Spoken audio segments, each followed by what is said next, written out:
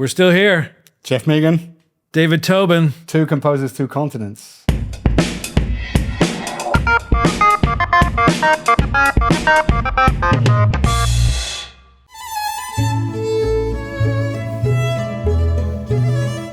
Part 2 to the classical favorites. To the classical collection. So, in the previous episode, we talked about the concept of what it is and making editor-friendly versions of the most famous pieces in the world. Yes. Recording them with live symphony orchestras, choirs. We talked about our process Yeah. of choosing them, arranging them. I guess that's pretty that's much it. all we did. Yeah. So how did that take us 35 minutes? But anyway, there we go. So let's move on. Recording. The next member of the team now appears. Rob Kelly, who mixed the whole of the classical collection, is now on board because we have reached the recording phase. So he of course, was present at all the recordings. But tell us about the recordings. Where were they? How long were they? What, Oh boy. So they were, well, first off, everything on those collections, in fact, the whole classical collection has all been recorded at Abbey Road, sometimes Studio 1, sometimes Studio 2. So Studio 1 is this huge studio for those people who haven't been there or know about it. Much film music that you would know from that. Star Wars, Indiana Jones, Jaws, all of that stuff. Yeah. So Studio 2, famous, of course, for the Beatles and many other things. And we even recorded some of it in Studio 3, which We did Carnival of the Animals in Studio 3. In Studio 3, where Dark Side of the Moon, Pink Floyd recorded some famous stuff. Yep. So anyway, we were, for a lot of this, Studio 1, not entirely, some of it was 2. We were there for 4 days, I think. Yes, in Abbey Road for 4 days. Yeah. But we've got to say that pre-COVID, this was 9 hours of recording time a day. Not the case now, but this was 9 hours a day. So we did 36 hours of recording. Yeah. 3 hours in the morning, 3 hours in the afternoon, and then 3 hours at night. Yeah, we were doing 10 till 1, 2 till 5, 6 till 9. Yeah. Yeah. And I will say that I think this is probably, well, we had been there before, but I think this 3 days in a row was what really got me hooked on the Abbey Road English breakfast. It's 4 days, yeah. 4 days, yeah. The breakfast at Abbey Road in the cantina is very good. Anyway, that's a sidebar. It's our favorite sidebar. Yeah, sidebar. So let's talk about the recording itself. So we brought Rob on. And the first thing, of course, was there was quite a lot of discussion between Rob and Andrew Dudman about the mic plot, where we put microphones, how we make this sound, because we wanted it to sound almost filmic, usable.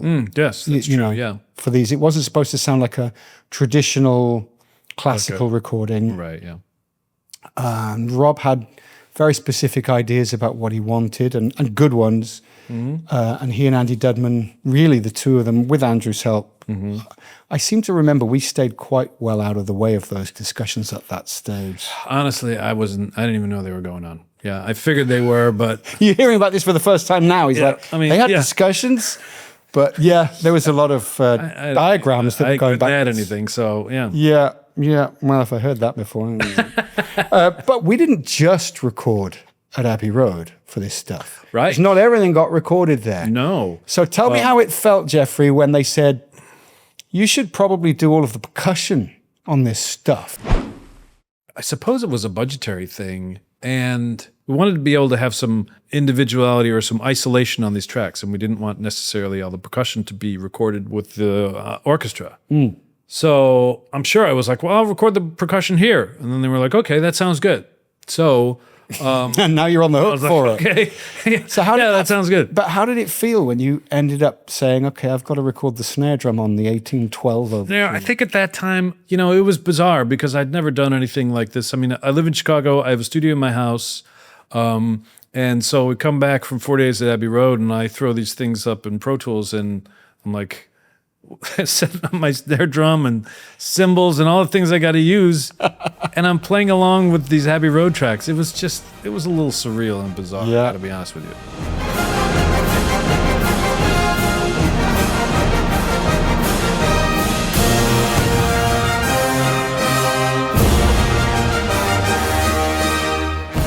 And I didn't get to do that on that. I did do some recording on these things, but not on Yes, those you tracks. did. Well, you got to actually record at Abbey Road. Yeah, that was a terrifying experience, I have to say. Yeah. So David played recorder Brandenburg concertos. Yeah, in a previous life, I was a concert recorder player, and they said we're going to do these Brandenburg concertos, and we're going to do them with recorder rather than flute. Come record them live in Studio One. Studio One. With the crowd watching. I was absolutely terrified.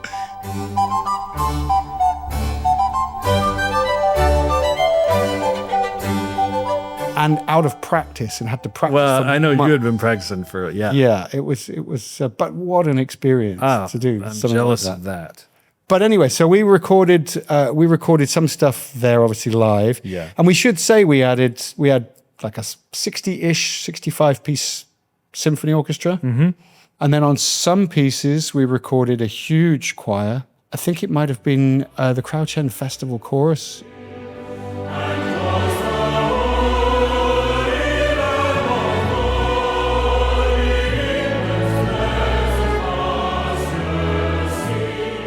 It was just a lot of stuff and a lot of planning of what happens on what day at what time and who has to be where and in what studio. Oh, yeah. One of the things about recording, there are some union rules about how much Yes. actual recording you can do in a session, right, with these musicians. And so this was always a huge concern of ours when it came to these pieces because, and I do know that at times we had to edit down what we had written just so we could get it all recorded So let's within go. a session. Yeah, we should say, when you say how much you can record, we don't mean how many hours you can record. We mean the length of the piece of music. Right. And these rules are valid because what would happen is you'd record, a piece of music that might be very simple. So you would flog the musicians to death, recording piece after piece after piece after piece. That shouldn't, you shouldn't be working people like that. Yeah, the rules exist for a reason. I have no... Yeah, but it did mean that if we'd got 22 minutes of music and the rule said 21 or whatever, at that time, it's slightly different timings to how it is now. Right. We'd have to Less, say, yeah. we need to shave a minute off this piece. So the pieces would be dictated by How union much rules. we could actually do. And I think a lot of times that it came down to some of the bits we were recording at the end, where we may have had... 58 stings 58. became 56. Yeah. So We'd but always look at... nonetheless, we had to change our process. Oh, we'd look at Andrew Sonics and, we get to the 15th sting and he'd say, really? What the... Why are you sure you need to do this? So the funny story though, Sidebar. this is about the TV. So Oh. we got back and we were doing some RXing on whoever was singing. Was this, Well, hold this is on. opera, wasn't it? So hold on. Well, we could tell You've the just story. used a word there that, nobody's going to know what that I means. know. So we're talking about, we get a recording back, and one of our jobs in this is to edit. And we're going to talk about editing because some of this stuff, we hadn't used these tools before this, and we didn't know what we were doing. And we bring up a recording of a vocal, I guess, as you say. I think so. It was in the main booth there, the ISO booth. Yeah, so we've got opera singers. This is really should be told on the pod about opera, but anyway, Right. we bring up this recording and we're looking at it on effectively a graph where it looks orange and you can see what's going on where a bit. It really is like a graph, if you will. Yeah.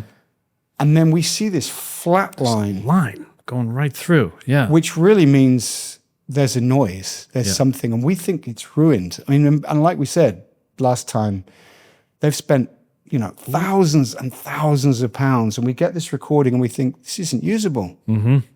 But, your heart skips a beat when you see something like that, even though we couldn't really hear it, but we're like, what is But this? I Why didn't know is if an this here? editor would say, unusable Yeah, right. when they see it.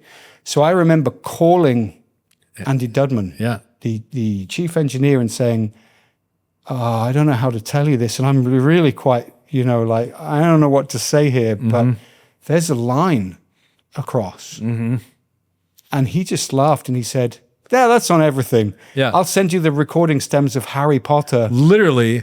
Yeah. So it's just because there's a CRT television that's in this ISO booth. Yeah. So the people in there can see the conductor. right? And it emits this high-pitched, inaudible... Whatever, yeah, some hertz, I'm sure. Yeah. And so he said that it's in everything, and I downloaded a Harry Potter, because they recorded the Harry Potter soundtrack there, and lo and behold, it's in the Harry Potter soundtrack. You could see it on it. Yeah. I breathed more than a sigh of relief. I was like, oh... Yeah. Can you imagine getting all that back and it being like... Unusable? Well, we've got to do it again. Yeah. Yeah. Oh, that would have been horrendous. So, yeah. So, we should talk about the other recording story while we're on recording before we go into endless editing stories. Yeah.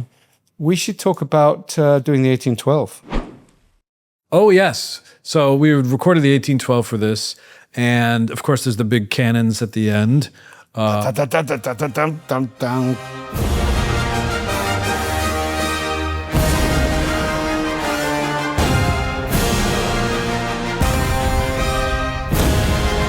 Now, wouldn't it be fun if we actually shot off a cannon? Well, we didn't come up with that idea. I mean, No. who's going to shoot off a cannon? This is Andrew Sunnock's idea of we should definitely shoot a cannon. And it wasn't really a cannon, right? I mean, it was just fireworks in a bucket. It's a stage cannon. Oh, it's like okay. I don't know. Yeah, how to no. describe Okay, it. so yeah, it's and a it cannon. gets put in but you have to put it in something. So Andrew, we were on Andrew's property in quite a large field, just running as there's like a timer before this thing explodes. Put it in a bucket, but the noise was unsatisfying. Right. Andrew looking at his bucket and saying, "You shot a hole in my bucket." Right. Slightly funnier, but I think he still has that bucket. we then went into a corrugated farmhouse farm building. And blew off some stuff in there. I mean, the noise was it was one of the loudest things I've ever heard in my life. Bloody hell! Yeah, I think that did it. Christ! That worked. That sounded like a cannon. You said bloody hell. You're supposed to be quiet. Well, hey, you got to suffer for your art, and that is, it's what you do. Yeah. Has anyone got a farmhouse we could... Is this the right time to tell him we couldn't use those recordings, and we ended up not using Never made it in. We didn't say that, but yeah. So it was pretty crazy. Let's now move on to the editing. This is probably, like we said, maybe 12 years ago, 13 years ago, something like that. And in the beginning of our collaboration, we were only using Logic, right? We were not Pro Tools guys. And because of all the stuff we were doing in studios, we learned Pro Tools. And this particular project was one of the first projects that we really did the editing in Pro Tools. And so all that is to say that here we've gone to Abbey Road, spent 4 days, spent all this money, and then they give it to you and I, the two dopes with Pro Tools, and they're like, "Hey, what we're doing. Hey, once you edit these up, But even make them worse, sound good." You know what? Even worse than that, these days, what we tend to do is get back stems, by and large, if we're working with a mix editor. Oh, when we're doing versions. Yeah, we'll get stems back. But yeah, I guess so. This is let's start that bit again. Yeah. Well, that's okay. We'll explain it. After we get things mixed, we make their timed edits and that sort of stuff. And we do those from stems. But we used to do them from the whole project. Yeah, well, we should talk about quite how big these projects were. I mean, it's not just one mic, one instrument. You've got strings, and you might have a bunch of mics on the strings. Yeah, I mean... And a bunch of mics on the wind, and a bunch of mics on everybody. And I think we got up towards 200 tracks. I know that we did. When especially the tunes with full orchestra, lots of percussion, choir. I mean, that was just a ton of tracks.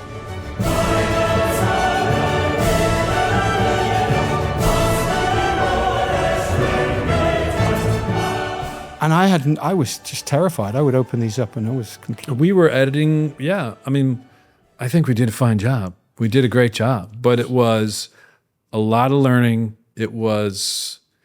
Well, I have to say thank you to Rob. I don't know about you, but Rob Kelly, wherever you are in the world right now, thank you so much, because he was teaching us... He showed us a lot of methodology that he uses. Methodology and how to approach this stuff. Yeah. Crossfading, so moving from one clip to another clip and making them seamless, which in the software we were using was not so easy. Yeah. But doing that in Pro Tools is a joy. Absolutely. Well, and even, just editing just the tiniest little things. I mean, sometimes with these big classical things, we were just pulling out one horn stab from one take to clean something up that was a split note or something. Yeah. And I mean, it's really, really fine editing.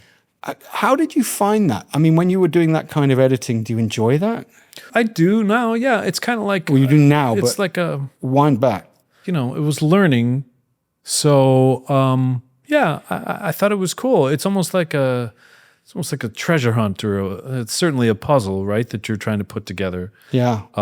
Especially on these huge sessions. They take a while because I don't listen to every single track, but when you find an issue and you have to start solving that issue, you tend to be, then you're listening to every track and see where it is. And it's not just issues, it's the performance. It's the performance, it's, everything. And then when you're doing that across the whole orchestra, and then the choir, and just all the different things that are happening at the same time. I mean, I got to say, it's pretty cool. I would come in, it's different from composing, obviously, but I would come in from the studio and realize at night that I was exhausted. Oh, tired. Absolutely exhausted, because the critical listening you're doing. Oh, my God. I'd come in and think, why am I so tired? This is ridiculous. I've just been sat in a chair. Yeah. But you're listening so intently for performance, for intonation, for timing. But then when you've got to make an edit, it was so easy to make a mistake that I've moved something, but I didn't move everything, and now I've got to start over. How many times did you start over? And Jesus, yeah. When we were doing, so this is, I think now is a good time to talk about, with Rob, in the mixing of this, we were in London, and he got together a pretty great rough mix, and then you, me, and Andrew sat in the studio with him for 3 or 4 days. After we've done a bunch of editing to get them ready before. Right. We edited, send to Rob. He did got the mixes really close, and then we sat in the studio for 4 days to just do the final tweaks and stuff. So after that point, previous to this, Rob had, we'd all needed to have copacetic systems, because we were going to take these actual Pro Tools files and then open them up in our places, and then we needed to have the same system. Well, what kind of things, when you say... So it gets a little in-depth, but just Pro Tool plugins and the different things that he was using, the programs he was using to mix the music, we needed to make sure that we had the exact same thing at our place. Well, and we should, I don't care if it gets nerdy now, you've got to fast forward if you deal with it. But, I mean, we're talking about if a program was, version 12.1.3. No, you can't be on 1.2. You have to, right. They changed something. Literally had to be on the exact same. So how do we check? How do we know that it was what he was giving us? Oh, so he figured out this ingenious method of, we'd open it up, we'd burn a copy of it, and we would play it along with his burned copy, and we'd flip the phase over. And if everything was pretty much canceled out except for the reverb, then the systems were good to go. And if it didn't cancel each other out, then there was a problem, which was very cool. Did it work? Yeah, worked flawlessly. Yeah. It took me a while to figure out. I could hear words coming out of his mouth about how we were going to do it, and I was saying, that's a great idea, and thinking, I don't understand anything you just said. Yeah. So that's great. But yeah. And then saying, how do you do that? And he was showing me. Yeah. So what he meant was this. Yeah. I was like, okay. It was cool. It was great. So I mean, it was a complicated journey, the post-production on these things. Yeah. We would do then what we call packages. We did all these versions of the pieces. So what kind of versions we talk? Of course, there's 60-second versions, 30-second versions, 15, 20, all kinds of stuff like that. Yeah. Stings, which is just the ba-da-bum kind of stuff. That's famous. Thanks, Beethoven. Classical favorite. And thing called bumpers, which is like a little longer bit that might be on the end of a TV show or something. And then for these, we did, if there was a choir, if there was epic percussion, if there was whatever, versions with and without. So there was quite a lot to do. Yes. The editor's versions, which were, in most cases on these, we recorded in the studio, the editor's version with the gaps. So we had to put together the main version, take the gaps out, and paste them together, if you will. Yeah, but one of the versions would be, just talking back to how we talked about it last time, da-da-da-da, and then a gap. where an editor could go, okay, I'm going to just use that bit. Right. Or whatever it was. Or it might have a version where it starts from bar 1 to 20 and then goes to a quiet ending that never existed before. Right. So those kind of things where you'd say, okay, I don't want it to get big. That doesn't suit what I'm doing with my picture. Right. And the original had this linear growth, but we didn't do it that way. So you've given them a version with a quiet ending and a louder ending. Yeah. And then you might just release just the quiet ending without the bit before it. Right.